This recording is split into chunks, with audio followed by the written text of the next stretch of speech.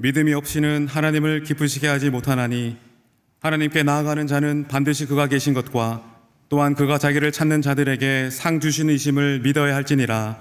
하나님은 영이시니 예배하는 자가 영과 진리로 예배할지니라. 아멘.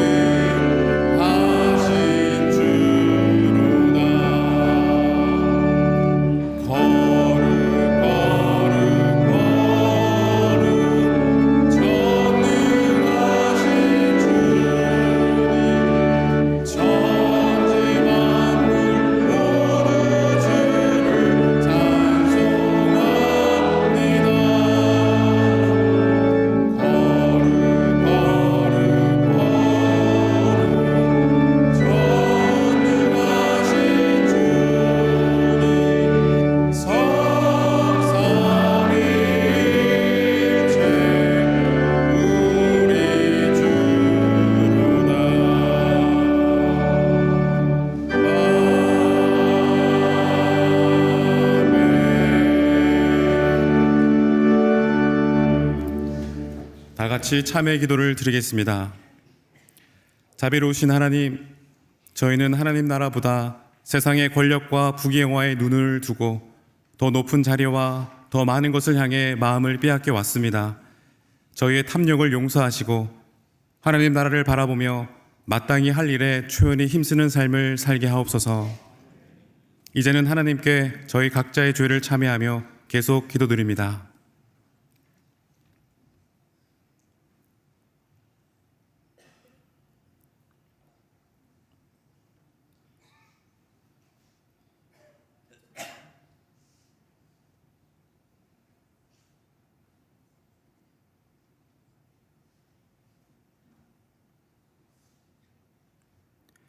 하나님께서는 자신의 부끄러운 죄를 솔직하게 고백하는 자들에게 말씀하십니다. 그러나 악인이 만일 그가 행한 모든 죄에서 돌이켜 떠나 내 모든 율례를 지키고 정의와 공의를 행하면 반드시 살고 죽지 아니할 것이라. 이제 사도신경으로 저희의 신앙을 고백하오니 나는 전능하신 아버지 하나님 천지의 창조주를 믿습니다. 나는 그의 유일하신 아들 우리 주 예수 그리스도를 믿습니다. 그는 성령으로 잉태되어 동정녀 마리아에게서 나시고 본디오 필라도에게 고난을 받아 십자가에 못 박혀 죽으시고 장사된 지 사흘 만에 죽은 자 가운데서 다시 살아나셨으며 하늘에 오르시어 전능하신 아버지 하나님 우편에 앉아 계시다가 거기로부터 살아있는 자와 죽은 자를 심판하러 오십니다. 나는 성령을 믿으며 거룩한 공교회와 성도의 교제와 죄를 용서받는 것과 몸의 부활과 영생을 믿습니다. 아멘. 이 시간에는 일어선 상태로 복음 통일을 위한 공동 기도문으로 함께 기도하겠습니다.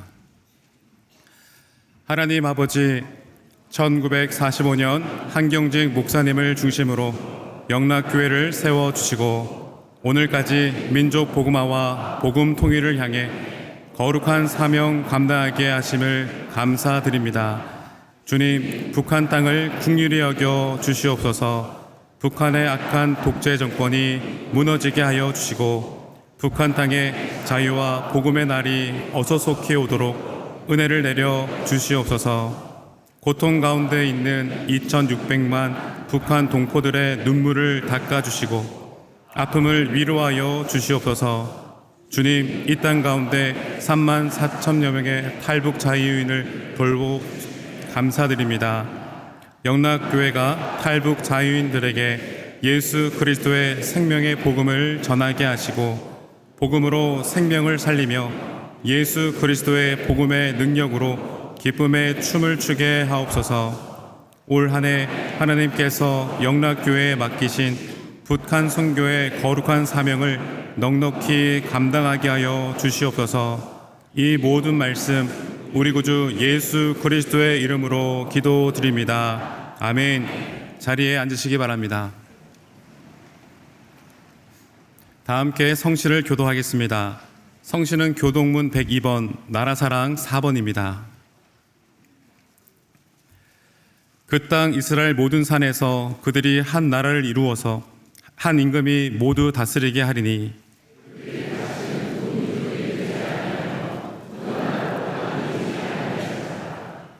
그들이 그 우상들과 가증한 물건과 그 모든 죄악으로 더 이상 자신들을 더럽히지 아니하리라.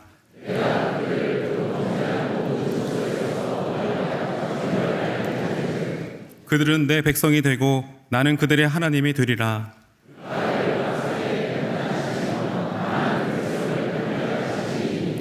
우리가 그들의 칼을 쳐서 보습을 만들고 그들의 창을 쳐서 낫을 만들 것이며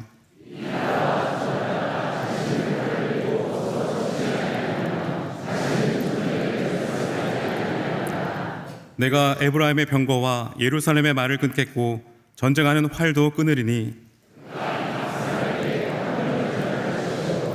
그의 통치는 바다에서 바다까지 이르르고 유브라데 강에서 땅 끝까지 이르리라.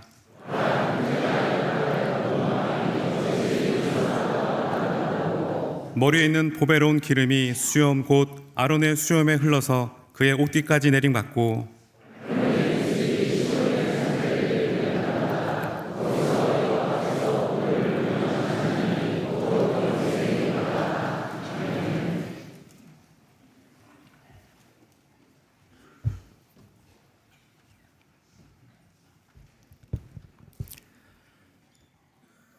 온 우주와 시간의 주인 되시는 삼위일체 하나님께 감사와 찬송과 영광을 올려드립니다. 지난 한 주간 각자의 삶의 자리에서 저희를 지켜주시고 거룩한 주일을 맞아 주님 앞에 나와 예배드릴 수 있도록 인도하여 주시니 감사드립니다. 이 시간 하나님만을 높이고 하나님의 은혜를 기대하며 나아가오니 모든 예배의 자리에 임재하여 주시고 우리의 예배를 기뻐 받아 주시옵소서. 구원의 확신에도 죄에 접해 반복되는 죄 가운데 있는 저희들을 불쌍히 보시고 예배의 자리를 통해 회개하오니 용서와 은혜의 예배가 되도록 인도하여 주옵소서. 하나님, 기도로 시작한 한 해의 반을 저희와 함께 해주시고 동행해 주심에 감사드립니다.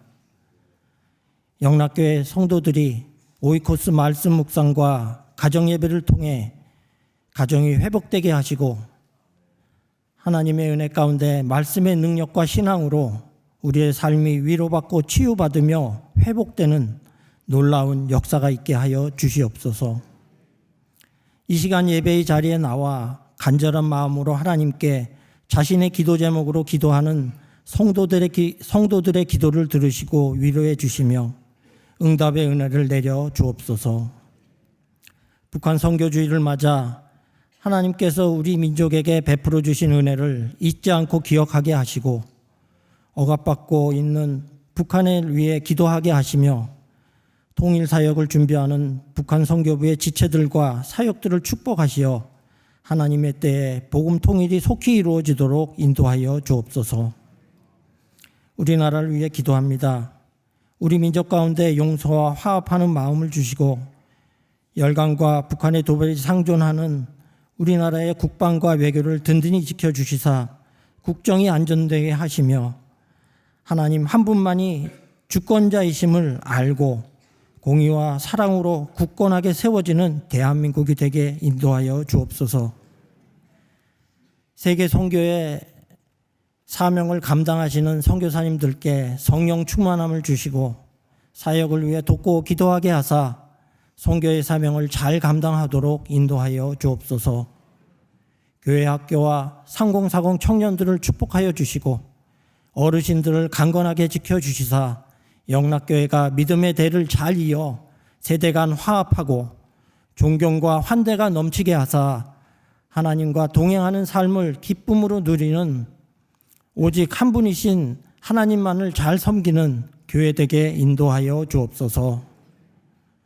이철신 원로 목사님을 강건하게 지켜주시고 북한을 향한 기도 사역 위에 성령님 기름 부어 주옵시며 김은성 담임 목사님을 성령의 은혜로 축복하여 주사 성령 충만함을 주셔서 모든 성김과 영락교회와 한국교회를 향한 주님의 사역을 충분히 감당하도록 인도하여 주옵소서. 부목사님들과 전도사님들의 사역에 성령의 은사로 덧입혀 주시고 영락의 재직들과 성도들이 한 마음으로 섬겨 행복한 목회가 되도록 인도하여 주옵소서.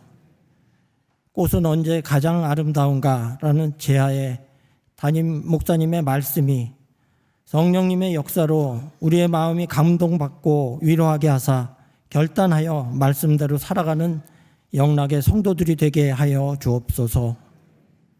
80주년을 맞이하는 시온 찬양대를 축복하여 주시고 한결같이 정성을 다해 헌신하고 하나님께 찬양으로 영광 돌리는 찬양대원들에게 은혜를 주셔서 찬양 중에 임하시는 주의 은혜가 예배의 자리에서 듣는 성도들과 함께 큰 감동으로 하나님께 영광 돌리게 하여 주옵소서. 예배를 위해 준비하고 수고하시는 예배위원들 위해 한량없는 복의 은혜를 내려 주옵소서. 이 모든 것을 감사드리오며 예수님 이름으로 기도드립니다. 아멘.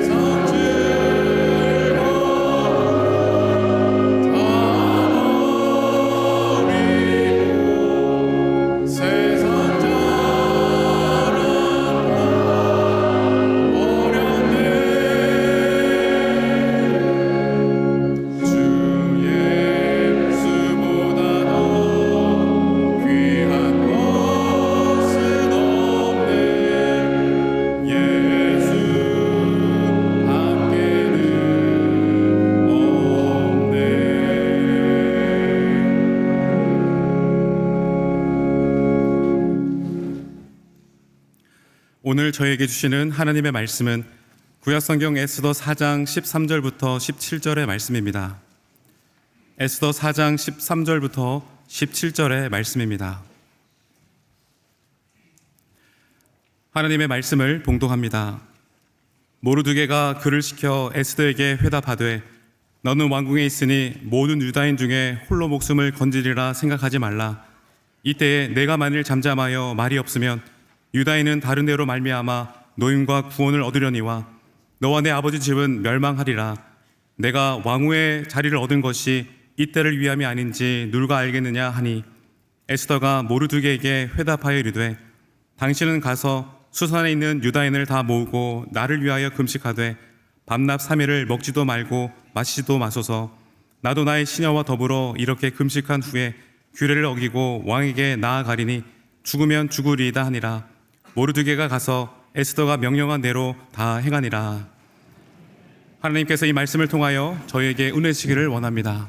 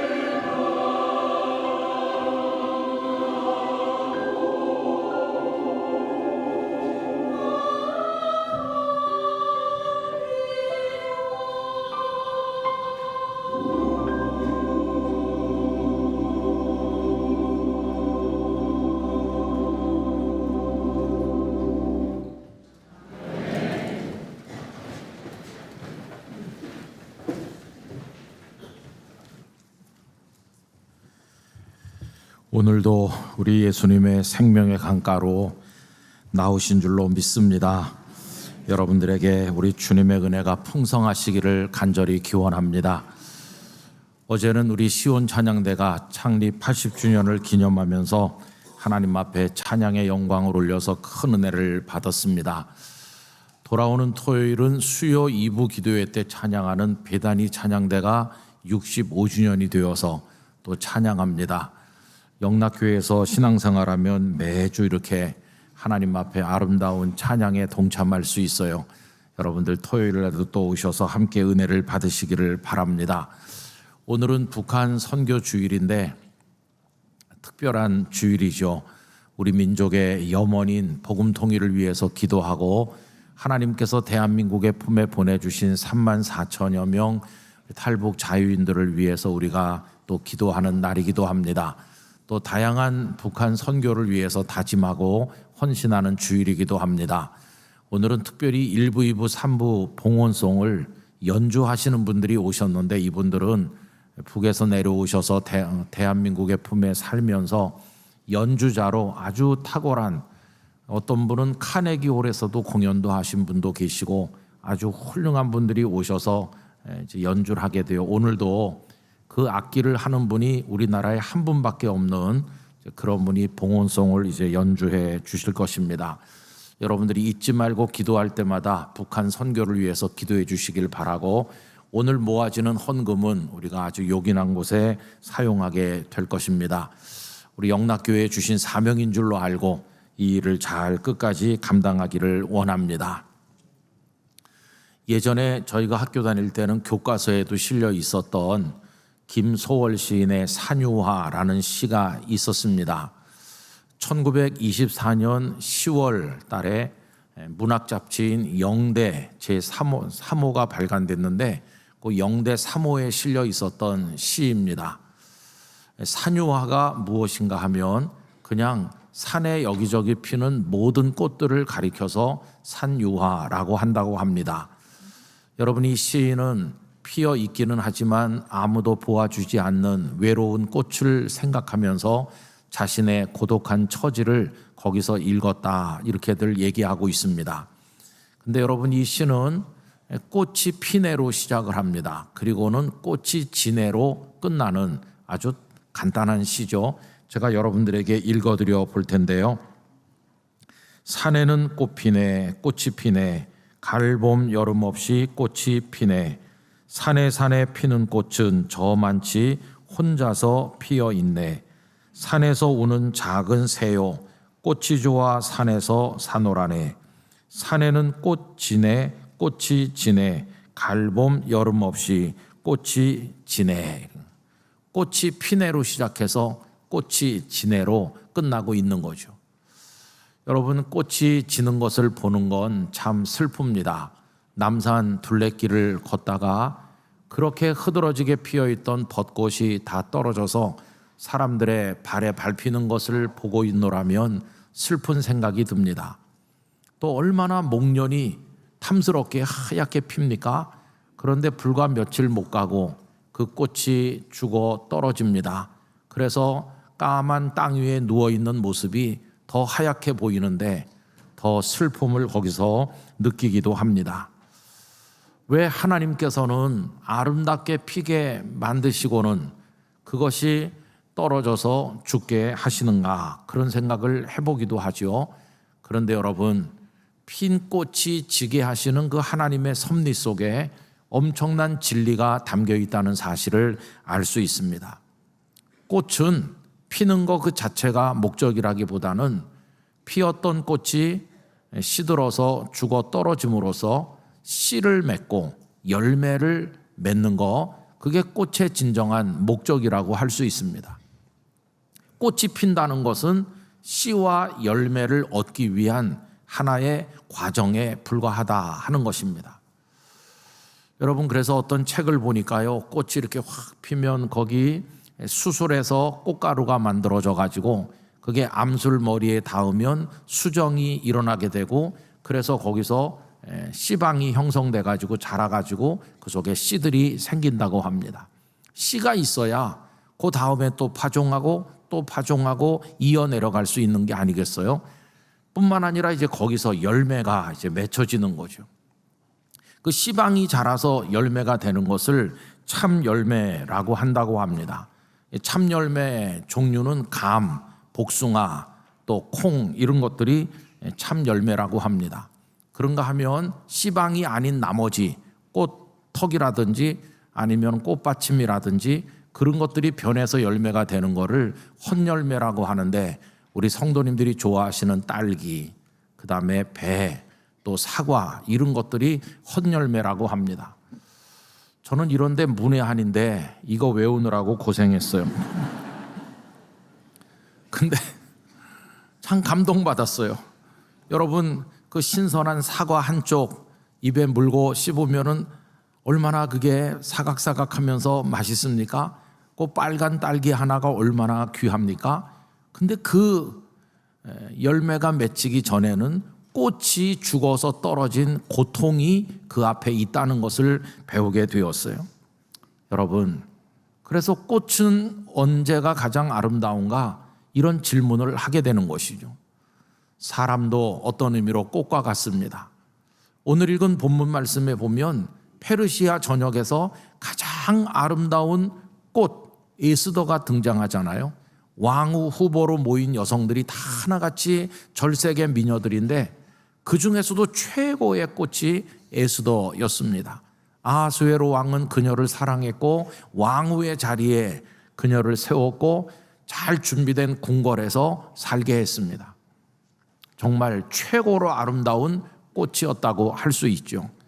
자, 그런데 여러분, 지난주일에도 말씀드린 것처럼 꽃이기는 했는데 그냥 꽃일 뿐이었다 했습니다. 한 민족을 몰살시키는 그런 명령을 심사숙고하지도 않고 내리는 즉흥적인 아하수에로 왕이 통치하는 페르시아는 어지럽고 혼란스러운 나라였는데, 이 에스더는 그런 대국에 영향을 미치거나 왕의 판단력을 좀 명확하게 만들어주는 역할 따위는 하지를 못했습니다. 그냥 그녀는 마치 온실 속에 있는 꽃처럼 존재할 뿐 아무런 존재감도 없었습니다. 그랬던 그녀가 오늘 본문에 오면 단지 꽃으로 피어 있지만 아니하고 정말 아름답고 가치 있는 인생을 살기 시작하는 것을 보여줍니다. 여러분, 그녀는 어떻게 해서 단지 꽃으로 존재하는 것을 극복을 하고 정말 아름다움을 향해 나갈 수 있게 되었을까요? 그것은 다른 게 아니라 그녀가 죽기를 각오했을 때 그렇게 되었다는 것입니다. 아까 말씀드리기를 꽃이 죽어 떨어져야 씨도 그 다음에 열매도 생긴다고 했는데, 이제 이 에스더가 죽기를 각오하게 된 것입니다. 씨와 열매를 맺기로 결심하게 된 것이죠. 여러분, 이 경위가 오늘 본문에 나와 있습니다. 유다 민족이 몰살당할 위기가 다가올 때 모르드게는 이 위기 소식을 에스더에게 전달했고, 에스더가 이렇게 회답하죠. 여러분, 13절에 모르드게가 전한 말부터 읽어보면 이렇습니다. 모르드게가 그를 시켜 에스더에게 회답하되 너는 왕궁에 있으니 모든 유다인 중에 홀로 목숨을 건지리라 생각하지 말라. 너는 왕후니까 유다 민족이 다 몰살당해도 너는 살아남겠지, 그런 생각하면 안 된다, 이렇게 얘기하는 거죠. 그러면서 그녀로 하여금 꽃으로만 존재하지 말라고 충고하고 있어요. 그 얘기가 14절이죠. 이때 네가 만일 잠잠하여 말이 없으면 유다인은 다른 데로 말미암아 노인과 구원을 얻으려니와 너와 네 아버지 집은 멸망하리라. 네가 왕후의 자리를 얻은 것이 이때를 위함이 아닌지 누가 알겠느냐 하니, 하나님께서 너를 왕후가 되게 하신 것이 바로 이때를 위한 것이 아니겠느냐. 여러분, 에스더가 왕후가 된 것은 꽃으로 활짝 핀 것입니다. 그런데 이제 그녀가 맺어야 될 열매가 있는 거죠. 그 열매는 민족 구원이라고 하는 것이죠. 근데 그 민족 구원이라는 열매를 맺기 위해서 너는 죽기를 각오해야 된다, 이런 이야기를 모르드게가 에스더에게 전한 것입니다. 여러분, 우리 성도들은 에스더를 참 좋게 생각해요. 에스더서의 이야기도 좋아하고 에스더라고 하는 여성을 마음에 소중하게 여기는데, 에스더는 언제가 가장 아름다운가요? 그녀가 왕으로 선발되었을 때, 그래서 궁궐에서 화오식을 누릴 때 그때 그 에스더를 사랑하십니까? 아마도 아닐 것입니다. 우리가 에스더를 귀하게 마음에 간직하는 이유는 그녀가 아름다운 꽃으로 궁궐에 있었기 때문이 아니라 그녀가 죽기를 각오하면서 민족 구원이라고 하는 열매를 위해서 자신을 던졌기 때문에, 그래서 우리는 에스더를 귀하게 생각하는 것이죠. 여러분, 그녀가 자신을 던지는 그 각오를 오늘 15절 16절에서 읽어볼 수 있죠. 다 같이 읽어보도록 하겠습니다. 에스더가 모르드게에게 회답하여 이르되 당신은 가서 수산에 있는 유다인을 다 모으고 나를 위하여 금식하되 밤낮 3일을 먹지도 말고 마시지도 마소서. 나도 나의 시녀와 더불어 이렇게 금식한 후에 규례를 어기고 왕에게 나가리니 죽으면 죽으리다 하니라. 그 당시 참 법이 이상했어요. 아니, 사랑하는 왕후인데 왕후가 미리 허락받지 않고 왕에게 나오면 뭐 죽이기도 하는 그런 이상한 법이 있었어요. 여러분, 요즘에는요, 아내가 당신 어디 있어? 그러면은 화를 내거나 그러면 되겠습니까? 그냥 금방 죽었다는 듯이 네, 여기 있습니다. 대기 중입니다. 요새 남편들은 다 그러잖아요. 그때 이 아수에로는 그게 아니에요. 왕후도 왕 앞에 마음대로 나오지도 못해요. 죽이기도 한다. 참 이런 이상한 때인데 벌써 이 에스더가 왕의 부름을 못 받은 지가 30일째예요. 그러니 아무 허락 없이 나갔다가는 죽을 수도 있잖아요. 그런데 에스더는 결심했어요. 내가 궁궐 속에 꽃 한 송이로 남아있으면 뭐하나. 내가 기꺼이 죽어서라도 내 민족을 구원하는 열매를 맺고야 말겠다. 이렇게 자신을 던지기로 각오하게 된 것이었어. 바로 그 에스더의 모습이 가장 아름답다는 것이. 우리 성도 여러분, 죽어서 아름답게 되는 이 원리가 성경 전체를 흐르고 있는 주제입니다. 죽어서 가장 아름답게 되신 분이 누구실까요? 예수 그리스도이십니다.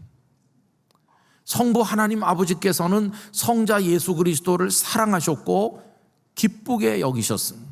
그 얘기가 마태복음 3장 17절에 나옵니다. 하늘로부터 소리가 있어 말씀하시되 이는 내 사랑하는 아들이요 내 기뻐하는 자라 하시니라. 성부께서 성자 예수 그리스도를 사랑하셨고 기뻐하셨어요. 그러면 성자 예수 그리스도께서는 언제 아버지에게 가장 사랑을 받으시고 언제 아버지를 가장 기쁘게 하셨나요? 베들레헴 마구간에 갓난아기로 탄생하셨을 땐가, 아니면은 기적을 행하시고 병든 자를 일으키시고 오병이어의 역사를 이루셔서 사람들에게 박수갈채를 받으시던 그때일까? 여러분, 예수님이 가장 아름답던 때는 언제입니까? 사람들에게 박수를 받을 때는 예수님께서 꽃으로 확 피셨을 때예요. 그런데 우리 주님께서 아버지 하나님께 가장 기쁨이 되고 사랑받았을 때는 그때가 아니에요.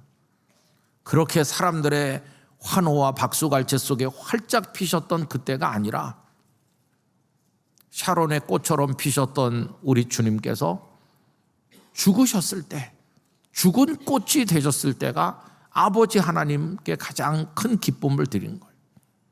우리 예수님이 아버지 하나님께 가장 큰 기쁨을 드린 때, 십자가에 달리셨을 때, 피투성이가 되셨을 때, 몸부림을 치면서 고통받으실 때, 그러다가 다 이루었다고 하면서 숨이 끊어지던 그때야말로 가장 빛나는 순간이 되신 것이, 그렇게 해서 아버지의 뜻이 이루어지게 하셨어요. 겟세마네 동산에서 기도하시면서 나의 원대로 되게 하지 마시고 아버지의 원대로 되게 해달라 기도하셨는데, 그 성부 아버지의 원하시는 바가 뭡니까? 아담과 하와의 범죄 이후 멸망하게 된 우리를 죄로부터, 사망으로부터, 사탄의 손으로부터 구원하시는 게 아버지의 원하시는 바고, 그걸 위해서 구원의 계획을 세우시고 선지자들을 통해 구약 성경에 다 말씀하셨는데, 그 하나님의 구원 계획의 절정이 뭐냐 하면 예수 그리스도의 십자가 죽음인 것이. 예수님이 죽으심으로써 아버지의 뜻이 이루어졌고, 예수님은 죽으심으로써 하나님 아버지께 가장 사랑받는 아드님이 되신 것이, 여러분, 예수 그리스도께서 죽지 않으셨다면 우리들의 구주가 아니실 텐데, 그분이 죽으셨기 때문에 모든 그리스도인의 가슴에 가장 아름답게 피어 계신 게 아니겠어요? 그래서 여러분, 이사야 53장 5절 6절은 이렇게 되어 있습니다. 그가 찔림은 우리의 허물 때문이요, 그가 상함은 우리의 죄악 때문이라. 그가 징계를 받음으로 우리는 평화를 누리고 그가 채찍에 맞음으로 우리는 나음을 받았도다. 우리는 다 양 같아서 그릇 행하여 각기 제 길로 갔거늘 여호와께서는 우리 모두의 죄악을 그에게 담당시키셨도다. 박수 받고 환호를 받으실 때 그분은 활짝 핀 꽃이었지만, 그때가 아름다운 것 같이 보였지만, 그때보다 더 아름다운, 절정으로 아름다웠던 것은 그분이 죽으셨을 때였어요. 죽어서 가장 아름답게 된다. 이 원리가 성경 전체를 흐르고 있다고 말씀드렸죠. 여러분, 예수님의 제자들도 똑같습니다. 베드로를 비롯한 이 제자들 처음에 예수님을 따라다닐 때는 피어나는 꽃이 되고 싶어 했어요. 그게 그들의 욕망이었습니다. 예수님께서 왕이라도 되시면 우리가 한 자리씩 차지하고 부귀영화를 누리겠어, 이게 꽃처럼 피고 싶어 하는 그들의 욕망이었죠. 그런데 나중에 깨달았습니다. 예수님의 십자가 부활을 경험하면서, 아, 그게 아니로구나. 우리에게도 십자가가 있으니 내 십자가 지고 저 예수님의 뒤를 따라 내가 죽을 때 그때가 가장 빛나는 거구나. 이 원리를 깨닫게 됐어. 그래서 제자들 다 자기 몫의 십자가를 지고 예수 그리스도의 뒤를 따라, 그분들도 다 순교자가 되셨어요. 그래서 그분들이 다 가장 아름다운 모습으로 빛나게 된 것이었어요. 땅에 핀 꽃은 시들지만 그분들은 하늘에서 가장 아름답게 피어났어요. 무엇을 통해?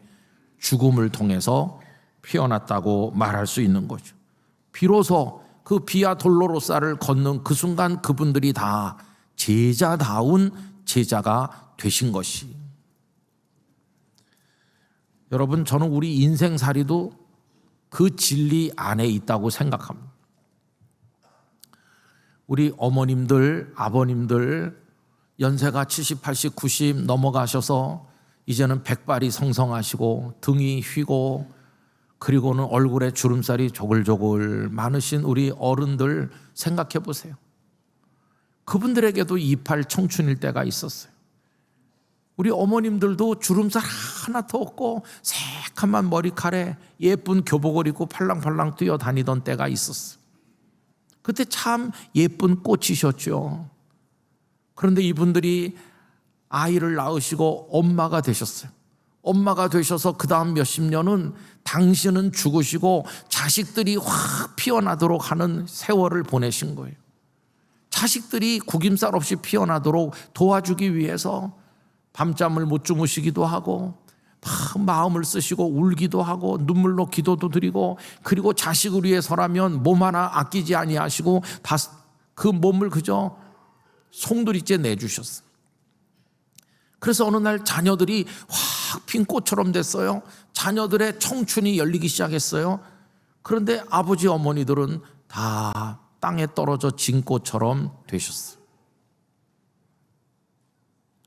그래서 여러분, 한 여성의 인생에 있어서 가장 아름다운 때는 언젠가? 여러분, 그 자녀가 60이 넘고 70이 넘어 부모님은 80, 90, 100세가 돼가는데 그 자식의 마음속에 우리 엄마, 우리 어머니 제일 예쁠 때가 언젠가? 여고 시절 사진 속에 있는 그 어머니가 제일 예쁩니까? 아닙니다. 다 늙어서 기력도 쇠하시고 말씀도 잘 못하는 연약한 지경에 이르렀지만 나는 지금 우리 엄마 지금 모습이 제일 예뻐. 그래서 그 아들, 딸이 어머니의 얼굴을 감싸 안고 그 주름살 조글조글한 얼굴을 쓰다듬으면서 엄마는 제일 지금이 예뻐. 그래서 어떤 분은 한 여성의 인생 속에서 가장 예쁠 때가 언제냐 하면 할머니란 이름으로, 엄마란 이름으로 불리는 할미꽃 되었을 때 그때가 제일 예쁘다. 그 어머니, 그 아버지가 세상을 떠나고 나면 그 아들이 목을 놓아 우는 이유가 뭡니까? 그 어머니 다시 뵐 수 없게 된 것 때문에 우는 것이요. 여러분, 그 부모님들은 당신이 죽어서 자식이 꽃처럼 피어나게 만든 그런 분들 아니세요? 우리들은 다 이 세상에서 살면서 무엇이 되고자 하는데 마음을 많이 주고 있습니다. 근데 여러분, 무엇이 되는 것 그 자체가 성공이 아니라 그 다음에가 중요한 거죠. 여기 에스더를 보세요. 왕후가 되었잖아요. 전국에서 모인 아리따다고 자랑하는 많은 여성들 속에 그 치열한 경쟁을 뚫고 왕후가 되었으니, 이야, 왕후가 되었어, 이제 성공했어, 그러잖아요. 근데 오늘 말씀은 왕후가 된 그 자체가 중요한 게 아니고 그 다음에 그녀가 기꺼이 죽기를 각오하는 마음으로 자신을 던져서 민족을 구원하는, 그게 더 중요하다는 것을 우리에게 말씀해 주는 거 아닙니까? 여러분, 무엇이 되는 데만 마음을 쓰지 말고 그 무엇이 된, 다시 말해서 꽃이 핀 그 다음이 더 중요하다는 걸 생각하면서 우리의 삶을 살아야만 될 것입니다. 저는 이 말씀을 정리하면서 제 생각도 해봤어요. 제 아버님 6.25 때 고향 다 잃어버리고 가족 다 잃어버리고 단신 월남에서 폐인처럼 떠돌아다니시면서 저 하나를 얻으셨는데, 저희 아버님의 평생 소원은 제가 목사 되는 거였습니다. 또 제가 어머니라고 불렀던 그분은 평안북도에서 나셔서 만주벌판을 돌아다니시면서 살다가 나중에 저 경상남도 통영에 와서 사시고 부산에서 피난살이 하시고, 그러다 어떻게 저를 보게 되셔서 저를 낳지도 않았지만 낳은 어머니보다 더 사랑하면서 내가 얘를 키워서 목사 되게 하겠다. 그래서 제 아버님과 어머님의 평생 소원은 저 목사 만드는 거였습니다. 제가 목사 한 수 받던 그날 드디어 저는 목사로 꽃이 핀 날입니다. 그리고 제 부모님은 저를 목사 만들기 위해서 수십 년 동안 헌신하시고 이제는 죽어 떨어진 꽃처럼 되신 겁니다. 저희 부모님은 그날 드디어 열매를 맺으신 것이. 그날 저는 목사로 꽃이 피었는데 그 다음에 제게 주어진 과제가 뭘까요? 이제는 목사라는 꽃으로 피었으니 이제는 씨를 맺고 열매를 맺도록 살아야 될 숙제가 저에게 생긴 거죠. 제가 30살에 목사가 됐으니 거의 40년 가까이 목사로 살고 있는데, 나는 그동안 씨를 맺었나 열매를 맺었나 죽어 떨어진 꽃처럼 살았나 반성을 해보는 것이죠. 죽어 떨어진 꽃처럼 살아서 많은 씨도 열매도 맺어야 그 씨가 그 다음에 또 심기고 또 심기고 또 심겨서 오늘까지 그렇게 복음이 내려오듯 앞으로도 이어져 갈 텐데, 떨어지기는커녕 끝까지 매달려서 나 예쁜 꽃 아닙니까? 이렇게 자랑하는 교만함으로 살고 있는 것은 아닌가, 그런 반성을 많이 해보게 되었어. 이제부터라도 떨어져 죽는 꽃이 되는 그런 숙제를 잘 해야 되겠다 하는 생각을 가지게 되었어. 우리 영락교회 성도 여러분, 여러분들도 다 지금 무엇인가가 되어 계시잖아요. 남편이 되셨고 아내가 되셨고 아버지 어머니가 되셨고, 그리고 또 교회에서는 목사, 장로, 권사, 집사 다 이렇게 되어 계시고, 회사에 나가시면 뭐 어떤 직급의 자리를 가지고 계시고, 여러분 사회에 나가서 다 무언가가 되셔서 야, 내 인생이 피는구나 이렇게 기뻐하는 분들이 많이 계시잖아요. 근데 오늘 말씀은 핀 것이 끝이 아니고 그 다음에 어떻게 떨어져 죽어 씨를 맺고 열매를 맺을 것인가, 그것이 중요하다는 것을 알려주고 있는 것입니다. 우리 성도님들의 삶이 그런 삶이 될 수 있기를 바랍니다.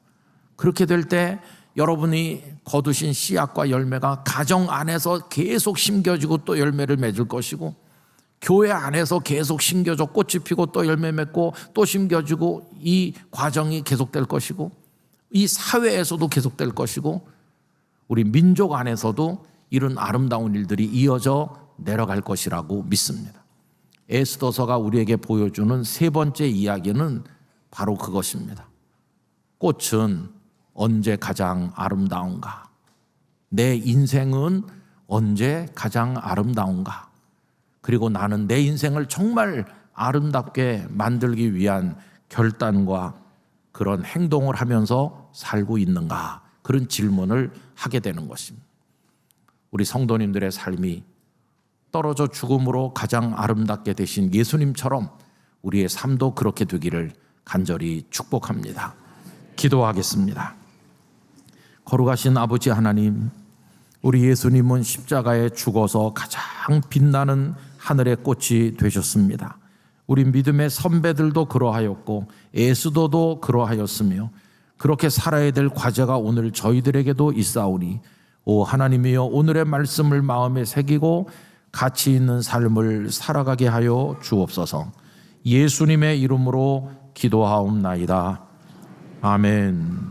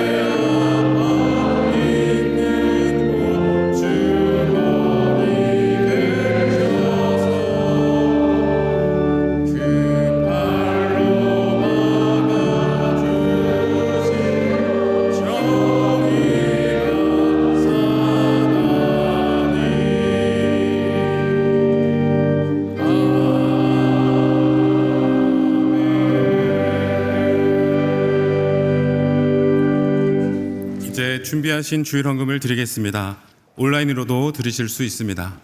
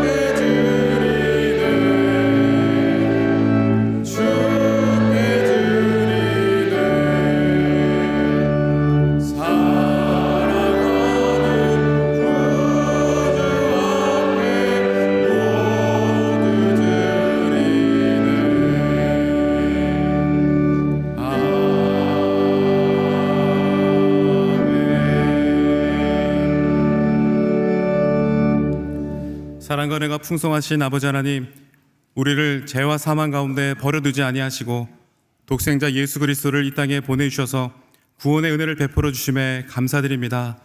아무 공로 없고 부족한 우리를 사랑으로 하나님의 자녀 삼아 주시고 오늘도 예배 자리로 불러주신 그 큰 은혜에 감사하며 이 시간 정성을 다해 예물을 올려드립니다. 예물 안에 담긴 감사와 사랑, 믿음의 고백을 기쁘게 받아주시고 하나님 나라를 위해 귀하게 사용하여 주시옵소서. 아버지 하나님, 에스더가 하나님의 그 뜻을 위해 죽으면 죽으리이다 결단하며 왕 앞에 나아갔던 것처럼 우리도 그리스도인답게 거룩한 목적을 위해 행동하고 헌신함으로 풍성하고 아름다운 열매를 계속해서 맺어갈 수 있도록 인도하여 주시옵소서.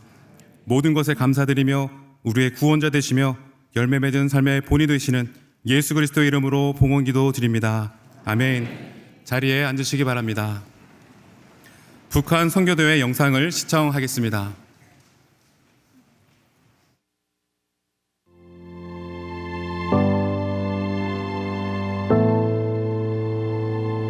(2026) 북한 선교 대회를 통해 저희는 세 가지 기도를 드립니다. 주님, 자유인 선교센터가 지어지게 하옵소서. 시국에 세워질 자유인 선교센터를 통해 비참한 삶을 살아가는 탈북 자유인들이 하나님을 만나고 새로운 삶을 시작할 수 있을 것입니다. 탈북 후에 중국에서 누구도 의지할 수 없고 어려운 처지에 있을 때 어느 목사님을 통해 주님의 손길을 체험하였습니다. 주님, 이 땅에 내려온 자유인들이 복음 안에서 신앙의 뿌리를 내리게 하옵소서. 지난 3년간 하나님께서는 3배가 넘는 자유인 성도들을 영락교회에 보내주셨습니다. 자유인 성도들의 부흥과 신앙 성장은 앞으로도 계속될 것입니다.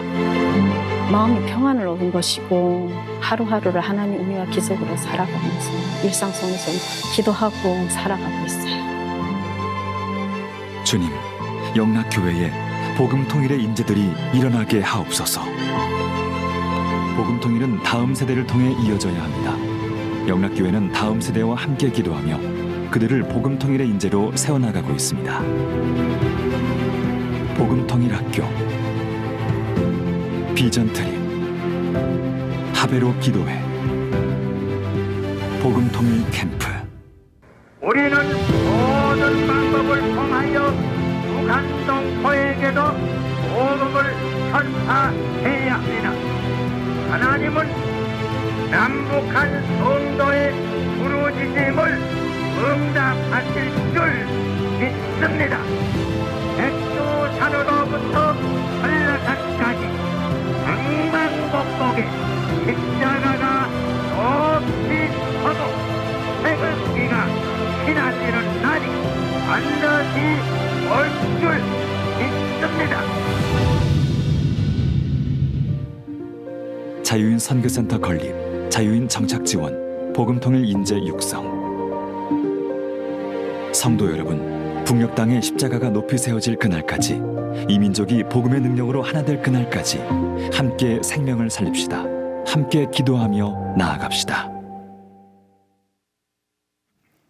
2026년 북한 선교대회가 복음의 능력으로 하나 되는 나라라는 주제로 오늘 2시 40분 베다니 홀에서 영화 상영이 있으며 베다니 광장에서 체험과 전시가 있습니다. 오늘 찬양 예배 말씀은 임창호 목사님께서 전해주십니다. 자세한 일정은 주보를 참고해 주시기 바랍니다. 새가족 여러분을 주님의 이름으로 환영합니다. 봉사관 1층 새가족 접수처에서 등록을 도와드립니다. 또는 교회 홈페이지에서 새가족 등록이 가능합니다. 2026년 하반기 맞이 특별 새벽 기도회가 이렇게 삽시다라는 주제로 6월 29일 월요일부터 7월 3일 금요일까지는 새벽 6시, 7월 4일 토요일은 새벽 6시 30분에 본당에서 진행됩니다. 별세자 소식입니다. 강서구로 양천교구 54구역 고광단 은퇴지사님께서 별세하셨습니다. 고인은 이현숙 성도님의 남편이 되십니다. 6월 22일 월요일 오전 7시 30분 이대 서울병원 장례식장에서 장례의식이 있습니다. 동대문 중랑교구 56구역 김영길 성도님께서 별세하셨습니다. 고인은 양금순 성도님의 남편이 되십니다. 6월 22일 월요일 오전 7시 30분 36 서울병원 장례식장에서 장례의식이 있습니다. 서대문 은평교구 36구역 김태규 은퇴 장로님께서 별세하셨습니다. 고인은 이복희 은퇴 권사님의 남편이 되십니다. 6월 22일 모레일 오전 8시 30분 영락교회에서 장례의식이 있습니다. 종로 성북교구 49역 김충근 은퇴 안수자님께서 별세하셨습니다. 고인은 안영자 은퇴 권사님의 남편이 되십니다. 6월 23일 화요일 오전 6시 30분 서울대학교병원 장례식장에서 장례의식이 있습니다. 슬픔을 당하신 유가족들에게 하나님의 위로가 함께 하시길 바랍니다. 이 시간 함께 암송할 6월 말씀은 구약성경 시편 144편 15절입니다. 이러한 백성은 이렇게 시작합니다. 다 함께 암송합니다. 이러한 백성은 복이 있나니 여호와를 자기 하나님으로 삼은 백성은 복이 있도다. 시편 144편 15절 말씀. 아멘. 다 같이 일어나셔서 앞뒤 좌우 계신 분들과 인사 나누겠습니다. 거룩한 목적을 위해 행동합시다.